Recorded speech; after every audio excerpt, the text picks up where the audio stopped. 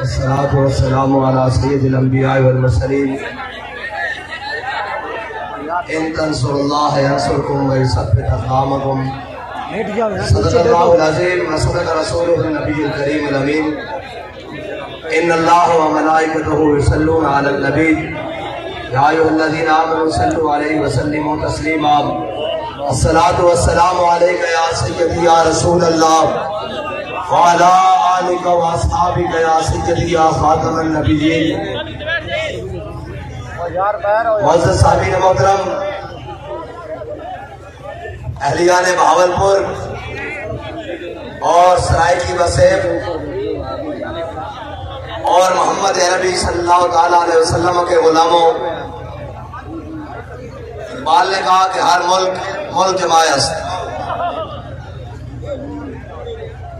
आज पाकिस्तान तकरीबन अपनी उम्र के 76 साल मुकम्मल करने को है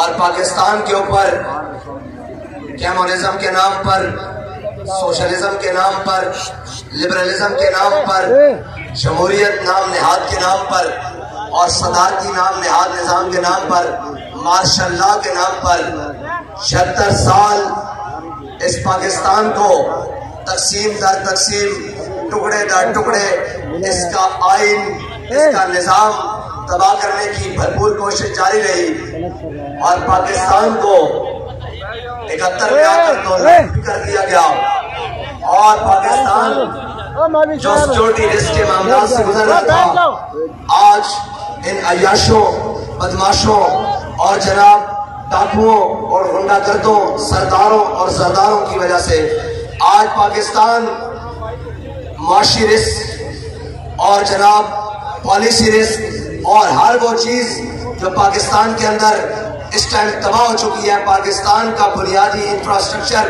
जो इन्होंने तबाह कर दिया है और इस निज़ाम ने गरीब का खून निचोड़ लिया है और पाकिस्तानी के लिए 2 वक्त का खाना भी मुश्किल कर दिया है। अब कौम जाग चुकी है। बाबुल इस्लाम सिंध से ये काफिला इश्क व मस्ती पाकिस्तान बचाओ मार्च के नाम से चला और कहने वालों ने कहा कि गर्मी बहुत है, हालात ऐसे नहीं है, वक्त नहीं है, अभी लोग आपके साथ कैसे चलेंगे। लेकिन वो धरती जिसको मोहम्मद बिन कासिम ने अपने पांव के नीचे रौंदा था और वो धरती जो एक बेटी के लिए फतह की गई थी और वो धरती जिसको एक बेटी की आवाज पर लब्बैक कहा गया था, उस धरती ने तहरीक लब्बैक को और उनके मोहम्मद बिन कासिम के वारसों को उस मोहब्बत से नवाजा है कि अब समा ये बता रहा है कि मोहम्मद अरबी का दीन तख्त पर आ रहा है।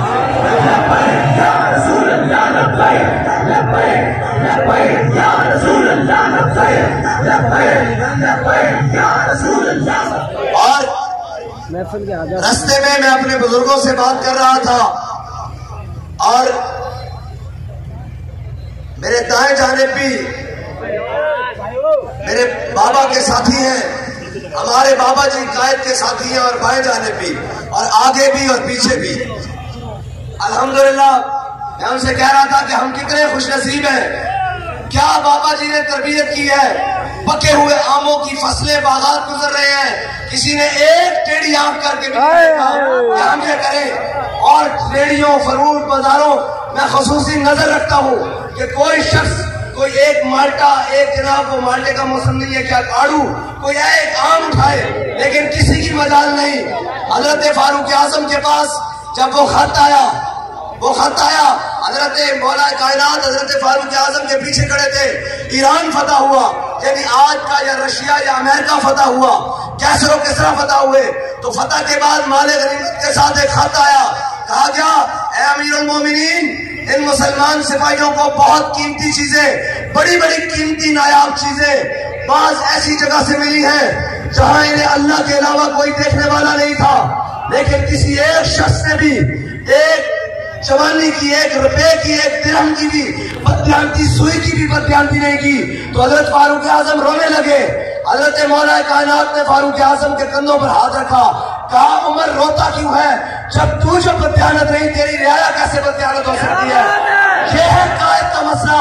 हमारे कायद ने जिस दयानत के साथ, हमारे अमीरुल मुजाहिदीन ने जिस दयानत और शराफत के साथ, जिस लगन और मोहब्बत के साथ, जिस मेहनत और इस्तिकामत के साथ अपना जज्बा कौम के अंदर उतारा है, आज कौम के नासमझ बच्चों में भी वो उतर चुका है।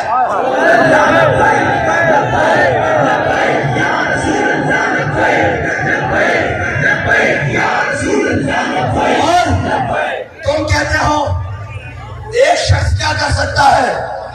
एक शख्स ने यह तरबियत की है, कराची से लेकर बहावलपुर तक कोई ऐसा एक टूल टैक्स जगह नहीं जहां हमारी गाड़ी बगैर पे के गुजरी हो। 1 रुपए की प्रत्याशी नहीं, कोई ऐसा पेट्रोल पंप नहीं जहां पर किसी को डरा धमका कर 1 लीटर पेट्रोल लिया गया हो।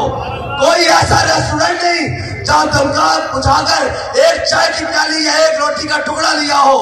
जो दिया अपनी जेब से खर्च किया, इसलिए कि हम मोहम्मद अरबी के दीन के वारिस हैं।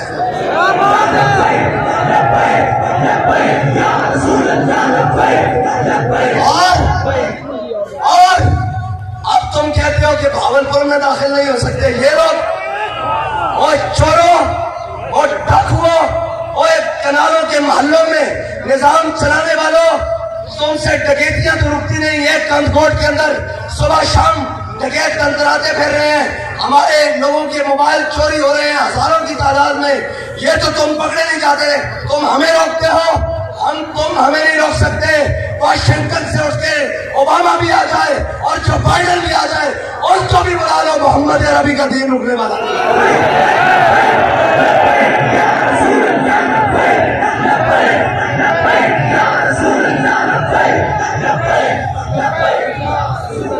और याद रखना, कुफर तुम्हें हमारे मुकाबले में खड़ा करना चाहता है।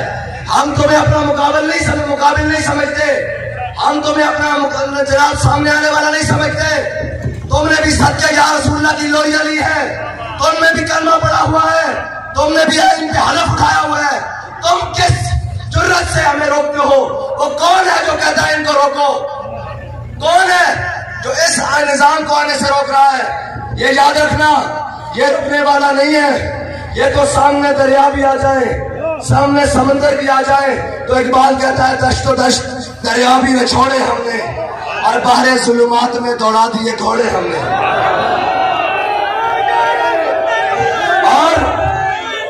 और टीम के अंदर वो सॉफ्टवेयर जदीद दौर के नहीं है तो 4 दिन की जेल देखकर फिर रोने लग पड़े। जेल से सीधा निकले और प्रेस क्लब को जाए, क्या होने जा रहा है? कह रहे हैं मैं सियासत से ब्रेक ले रहा हूँ। हाँ, हम अगर ब्रेक लेते हैं तो सिर्फ इस बात की लेते हैं कि ताजदारे खत्म नबूवत का नारा लगा है, अब लब्बैक का नारा लगाओ। अच्छा, लब्बैक का नारा लग गया है, जरा रुको, मैं सब पर अभी जेल फख्तुन का नारा लगाओ। अगर अच्छा ये लग गया है, अब रुको, अब पाकिस्तान का मतलब क्या? ला इलाहा इल्लल्लाह। हमारी ब्रेकें इतनी है, बाकी हमारे अंदर ब्रेकें हैं ही नहीं।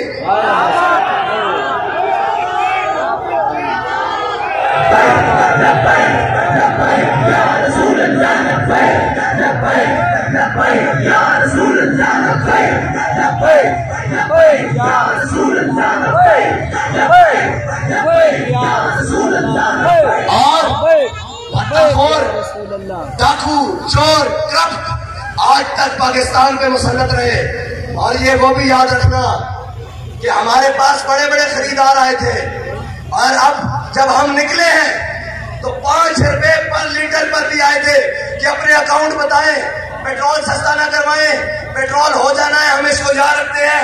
5 रुपए पर लीटर आप भी कमीशन खाएं। जो हुकूमत के साथ माफिया राज है उससे रब्ता किया कि आप ये करें, तो हमने कहा आप बड़ी देर से पहुंचे हैं। उसने कहा कमीशन बढ़ाते हैं। मैंने कहा कहां तक लेके जाओगे? कहने लगे और बढ़ा देते हैं। मैंने कहा आप देर से पहुंचे हो, हमारे कायद हमारा सौदा बाजार मुस्तफा में कर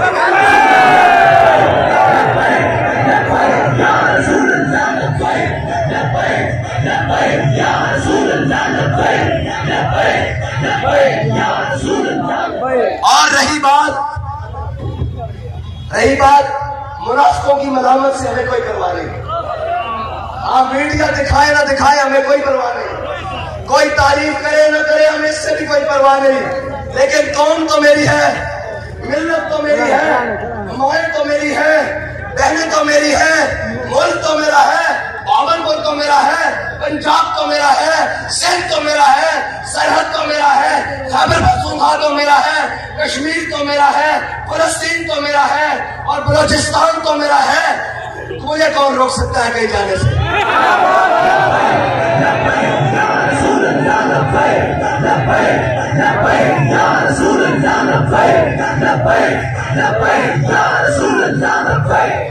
अगर इतनी फुर्तियां दिखानी थी तो 9 मई वाले दिन भांग पी के सोना नहीं था, कौम की हिफाजत करनी थी, तंसीबात की हिफाजत करनी थी, चीजों की हिफाजत करनी थी और उन यश और बदमाशों को, उन गुंडों को रोकना था।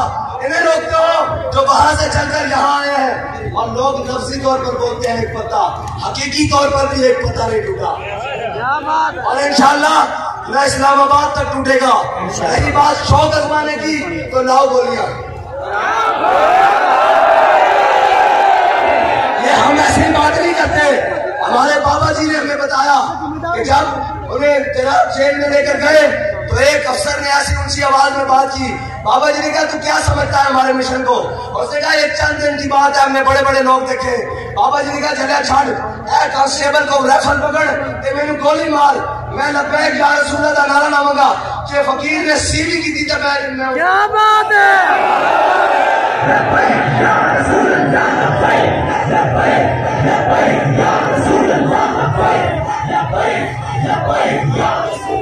हाँ, और आगे वो जिन्होंने 10,000 अबले की घोड़ों से फारिस की जमीन लौट डाली, सिर्फ एक ताजर ने आकर कहा सलमान बिन अब्दुल मलिक को कि वो तुम यहाँ बैठे हो अपने तख्त पर, वहां मुसलमान बेटी पुकार रही है, इनको क्या पता हो।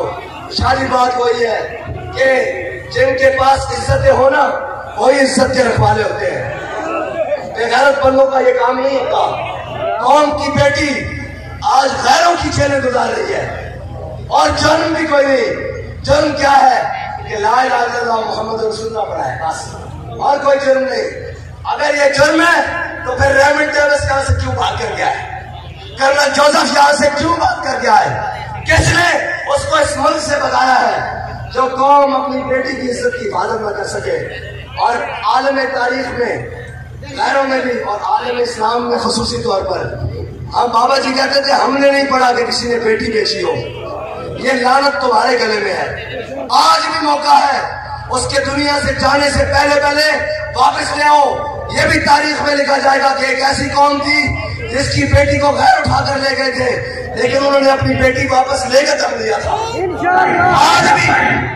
आज भी मौका है, अपने वफूद भेजो और उनसे बात करो कि तुमने हमें मुआशी शिकंजों में जकड़ा, तुमने IMF के नाम पर जकड़ा, तुमने हमें जनाब अफगानिस्तान में हमसे पैसे मांगी, हमसे सब हुआ, हमसे हमेशा 2 more का मुतालबा किया, हमारी बेटी हमें वापस करो। लेकिन अफसोस इस बात का है कि वहां जाने वाले अशखास कह रहे हैं कौम को खड़ा होना पड़ेगा। मैंने कहा कौम तो खड़ी, हाथ खड़ा करे। कौन खड़ा? एक मिनट, हाथ खड़ा करें। कौन खड़ी है? इन बेशर्मों को कोई खड़ा करना पड़ेगा।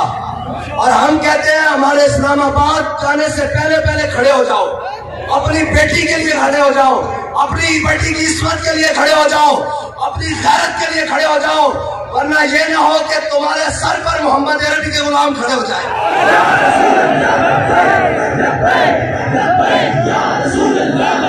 ऐसा नहीं भाई, ये तो हमारे भाई है ना, इनको गलत आर्डर दे दीजिए, घूमते हैं और गलत बातें करते हैं। आप इनके बहकावे में ना आया करें, मेहरबानी है। शाह साहब तो बड़े आदमी हैं, बड़ी बात कर सकते हैं, मैं तो आपसे छोटा हूँ, आपसे इतनी बात करता हूँ कि ये जुल्म का निजाम नहीं रहना। हमेशा हर आर्डर भी मानने वाला नहीं होता। उन्हें कहें जी उनको आ रहे हैं, वो अपनी बात करके आगे जा रहे हैं, हमें क्या कर रहे हैं? आपको तो हमें खड़े होकर वेलकम करना चाहिए था कि कौम के लिए निकले हुए इस तपती धूप में, इन बारिशों में, इन मौसम की सख्तियों में कौम के लिए निकलने वाला भी कोई है। लेकिन हमें अफसोस हुआ कि आपने रास्ते बंद किए। लेकिन ध्यान रखना, जो इश्क है ना, ये रास्ते बंद करने से नहीं होता। जो नजरिया है वो कोई और होंगे जिनके जनाब आजादी का नशा 8 दिन में निकल गया है।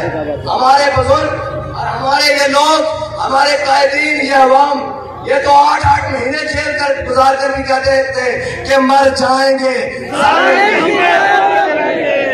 आज सूरत नहीं होगी। और हमारे साथ वो नहीं आए जो बिरयानी के डब्बों पर आते हैं, हमारे साथ वो भी नहीं आए जो कीमे के नान पर आते हैं, हमारे साथ मोहम्मद अरबी के गुलाम आए हैं। और ये वो लोग हैं, ये उनकी औलादे हैं जिन्होंने 1857 की जंग आजादी लड़ी है।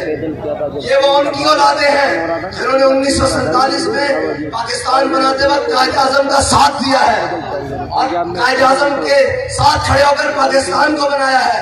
और ये उनकी औलादे हैं और वो हैं जिन्होंने फैजाबाद के मकाम पर बाबा जी के साथ खड़े होकर खत्मे नबूवत पे पहरा दिया है। और ये वो लोग हैं जिन्होंने वजीराबाद में जाकर पूरे आलम में कुफर को उल्टा करके रख दिया है। आपको कोई गलत फहमी है, आगे बढ़ते हैं।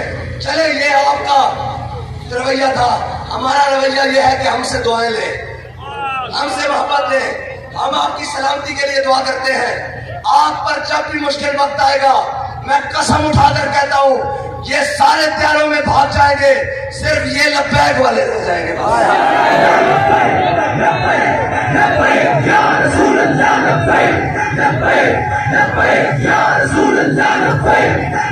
आप देख लें इस मुल्क के अंदर, मुल्क पे सख्त क्या वक्त आना था, इन पर थोड़ा सा सख्त वक्त आया।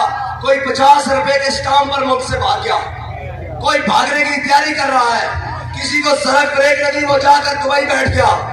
और आप और हमने रह जाना है इस मुल्क में, हमारे और आपके इत्तेहाद की कब्रें भी इस मुल्क में हैं। लिहाजा इस बात को समझें और हमारे मिशन को समझें। हमारी लड़ाई आपसे नहीं है, हमारी लड़ाई आलम कुफर से है, उसके बातिल निजाम से है, उसके बातिल साजिशों से है। और उस साजिश से है जो दिन रात पाकिस्तान के खिलाफ की जाती है, और उस घिनौनी साजिश से है जो दिन रात इस्लाम के खिलाफ की जाती है, और उस मलून से है जो नामूस रिसालत पर हमला करने का सोचता है, और उस मैली आंख से है जो खत्मे नबूवत के कानून को खत्म करने की बात करती है। हमने सरों पर कफन बांधे हुए हैं। और रही बात, लोग पूछते हैं कि लब्बैक वाले कहाँ हैं, मैंने कहा जनाब आला लब्बैक वाले यहाँ हैं। लब्बैक वाले पता नहीं लगा यार।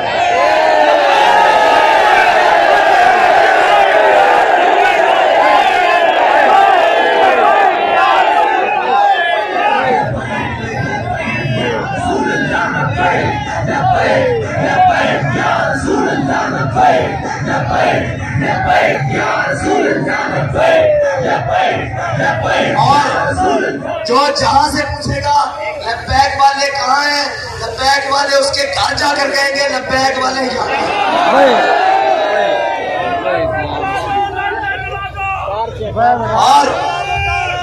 और कहते थे पेट्रोल सस्ता नहीं होगा, एक वजीर ने आकर कहा पेट्रोल सस्ता नहीं होगा। ये भी कोई हत्या यार, जो मुंह में आए, जिसके दिल में जो चाहे वो पके जाता है। एक कहता है सस्ता नहीं होगा, दूसरा कहता है मार्च पे सस्ता कर रहे हैं। मैंने कहा आपको करना पड़ेगा, इसलिए कि ये डॉलर खाने वाले नहीं है, ये रियाल खाने वाले नहीं है, ये पौंडों पे बिकने वाले नहीं है, ये ब्लू वीजों पर, ब्लू पासपोर्टों पर बिकने वाले नहीं है, ये शेंजेन वीजों पर बिकने वाले नहीं है, ये मोहम्मद अरबी के वो गुलाम है। तुम कहते हो लब्बैक का नारा नहीं लगना, हमारे कायद ने कहा था अगर लब्बैक का नारा रोकोगे तो लब्बैक का नारा हर बार लगेगा, 100 बार लगेगा, सरे बाजार लगेगा, और अगर वक्त आया सरे बार भी लगेगा।